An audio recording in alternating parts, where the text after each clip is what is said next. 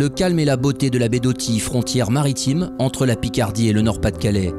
Octobre, à des airs de printemps, une colonie de phoques s'offre un petit bain de soleil, décor sauvage pour ouvrir la saison. 2 petits kilomètres plus haut, tout est déjà en place pour la 12e édition du Beach Cross de Berck. La plage attend les concurrents, nous sommes vendredi soir et la nuit tombe avant le grand lever de rideau. Samedi matin, petit tour au vérif, 575 machines à enregistrer et valider. C'est le nombre record atteint à Berck cette année. Et tous ceux-là sont des chanceux ou des prévoyants, car la liste d'attente compte une quarantaine de noms. La saison débute enfin, tous l'attendaient avec impatience. Ça fait un grand plaisir de retrouver tout le monde, le championnat de France des sables. Il y a une super ambiance sur ce championnat. Et puis, objectif numéro 1, se faire plaisir. Et après, faire de bons résultats pour enchaîner après sur les courses d'endurance. Oui, j'espère cette année pas avoir de problème mécanique, parce que l'an dernier, j'ai vraiment pas eu de chance. Et je voudrais faire un top 20 et remporter le titre féminin. On a une belle région partout. Et puis après, c'est faire les courses de sable effectivement qui sont à Osgore, Graillan, un peu partout.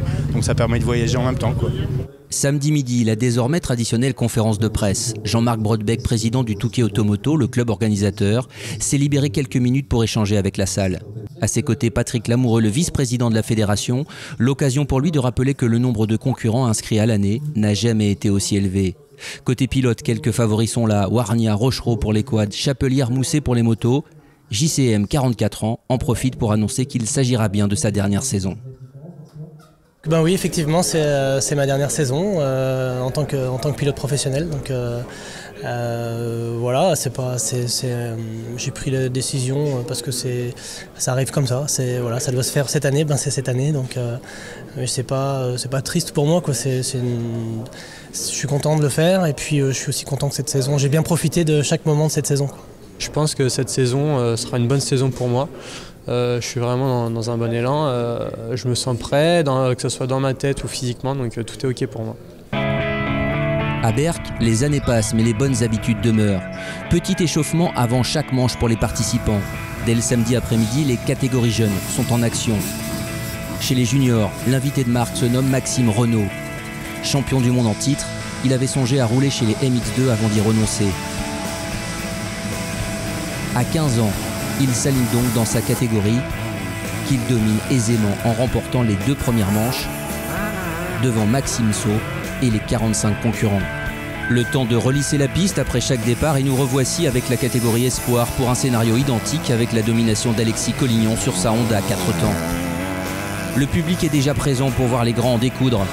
La séance chrono offre du beau spectacle. Nouveauté cette année, MX1 et MX2 sont mélangés comme en endurance. À l'issue de la séance, ils seront séparés en 2 groupes. Steve Ramon claque le meilleur temps, 2 minutes 17 et des poussières. Un petit dixième devant Jentel Martens. Suivent ensuite Milko Potisek, Damon Martens et Richard Fura. Marc de Rover, lui, n'aura bouclé qu'un seul tour, victime d'un problème mécanique, suffisant pour se classer 10e temps. L'essentiel est sauf et le retour au stand se fait presque dans la bonne humeur. Pour boucler cette première journée, place au quad avec la première manche et le premier bouchon de la saison. Rien de bien grave, personne ne reste ensablé et tout est presque résorbé quand Jérémy Warnia boucle son premier tour. Derrière lui, Jérémy Forestier et Antoine Scherlin tentent de suivre le rythme. Au final, le grand favori de la catégorie commence la nouvelle saison comme il a fini la précédente, en vainqueur. Dimanche matin, le soleil qui a fait défaut samedi est revenu. Il est à peine 8h30 et la première manche moto va démarrer.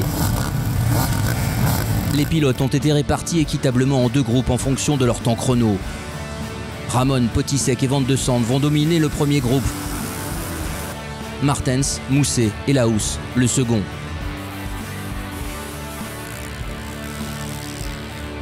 Seuls les 50 premiers de chaque manche pourront accéder à la grande finale, les autres étant reversés dans la petite. L'heure de la grande explication n'a pas encore sonné.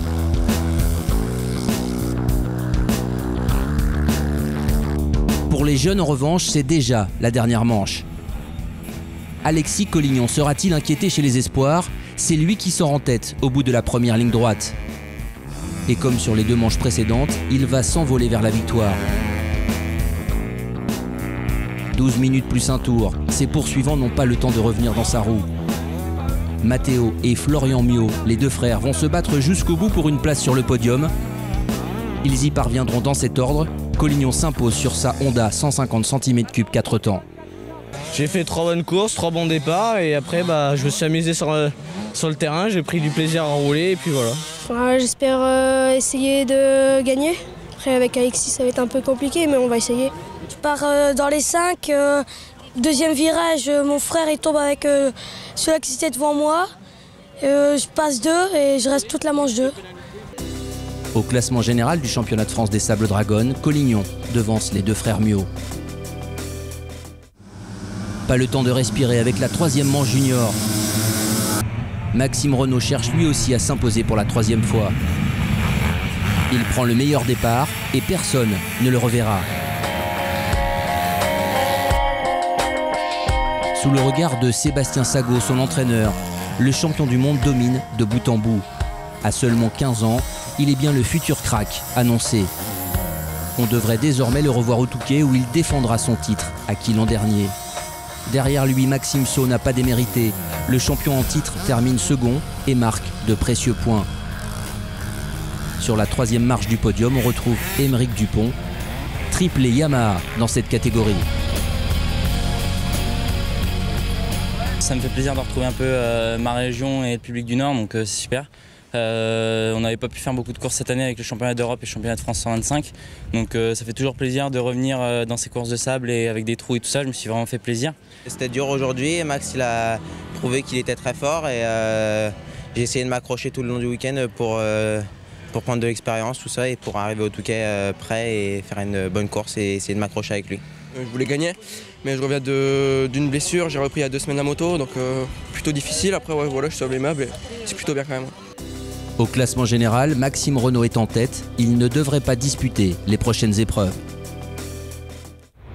Au fil de la journée et du beau temps, la digue de Berck s'est remplie. Une affluence record estimée à 50 000 personnes.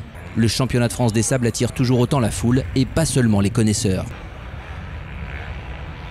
On est venu voir l'ensemble. Moi, je m'y connais assez peu. Après, c'est vrai que les amis s'y connaissent un peu plus sur le cross, mais nous, ce qu'on aime, c'est la course en général. C'est génial, on a un super temps et puis du spectacle, donc c'est génial. Ouais, c'est vrai qu'aujourd'hui, on a beaucoup de chance avec le soleil. Hier, il faisait déjà bon, mais là, aujourd'hui, c'est exceptionnel. Les motos sont là, on est venus entre amis, c'est génial. Et voici notamment ce qu'ils sont venus voir, le frisson du grand départ. Un moment unique que nous allons vivre caméra embarquée en compagnie de Camille Chapelière lors de la 2e manche.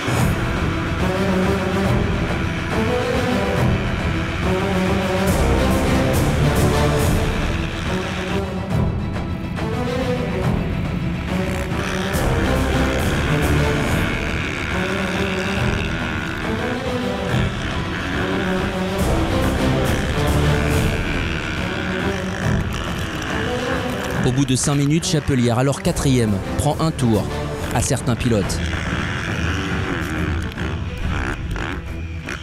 Après une chute sans gravité qui endommage son sélecteur, il est contraint à l'abandon. On le retrouvera en finale.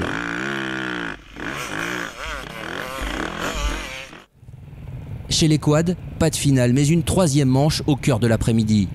Jérémy Warnia est bien sûr le grand favori.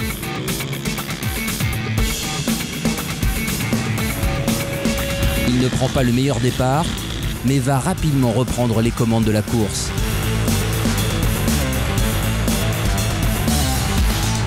« 10 secondes, 20 secondes, 30 secondes. L'écart se creuse avec ses premiers poursuivants. Comme lors des premières manches, Warnia est bien le plus fort. Derrière, Antoine Churlin prouve qu'il sera peut-être l'un de ses principaux opposants cette saison. Absent du championnat l'an dernier, il revient avec des ambitions et finit 2e. Le 3e, Jérémy Forestier, est un habitué des places d'honneur. Il confirme ses bonnes dispositions dans le sable.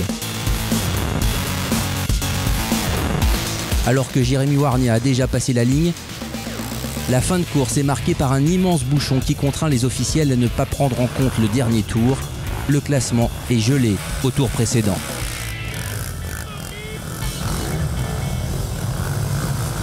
Vraiment super week-end, super organisation. Le circuit de Berck est toujours aussi fabuleux. c'est une de mes courses préférées. Le championnat de France des sables s'annonce vraiment super bien, on a de la chance, il fait super beau aujourd'hui. Mon Yamaha a vraiment super bien marché. Ça fait 2 ans que j'ai pas roulé ici, donc le sable c'était pour moi le retour. J'ai vraiment pas d'entraînement sur cette surface-là. Le week-end dernier, je me battais encore pour être champion de France d'endurance.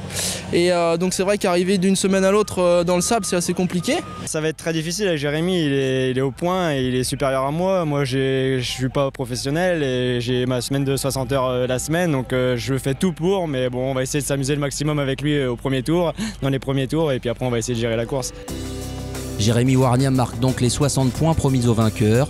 Florian Mangeot et Kevin Rochereau marquent aussi de précieux points. Il est 17h, le moment tant attendu, le Money Time chez les motos. 100 pilotes ont obtenu le droit de disputer la super finale. C'est elle qui va déterminer le vainqueur du Beach Cross, elle encore qui va attribuer les points au championnat. Chapelière, Martens, Van de Sande, la jeune garde, contre les anciens Ramon, Mousset, De Ruyver et un revenant sur le sable, Milko Potisek.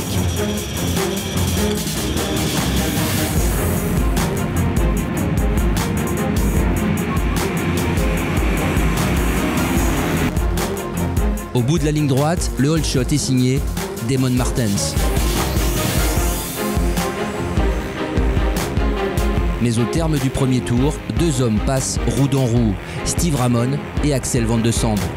Juste derrière, Milko Potisek et Camille Chapelière.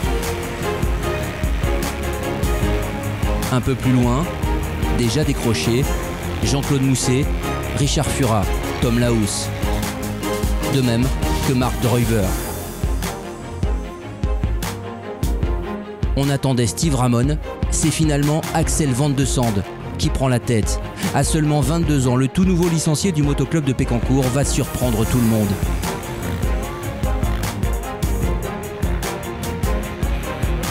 Et notamment Milko Potisek qui doit se contenter d'une belle seconde place pour son retour dans le sable.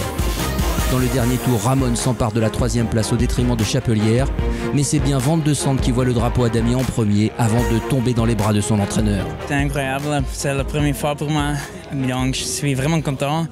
Je travaille beaucoup pour ça, mais bon, j'ai gagné et je suis vraiment content.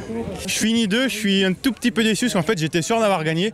J'ai mal compris mon panotage et du coup je suis resté sur un bon rythme et j'ai pas attaqué comme un fou et j'aurais essayé, mais Axel a dû vraiment rouler très très fort. Le super final était très dur, j'ai pas trouvé le bon rythme dans la manche et c'était très difficile pour moi et devant ils étaient très vite. Van de Sande prend donc la tête du classement général, licencié en France, il fera tout le championnat. Steve Ramon, licencié au Touquet, rentre également dans le classement. Le championnat de France des Sables Dragons s'arrête pour 1 mois et demi. Prochain rendez-vous à Lone Plage les 21 et 22 novembre prochains.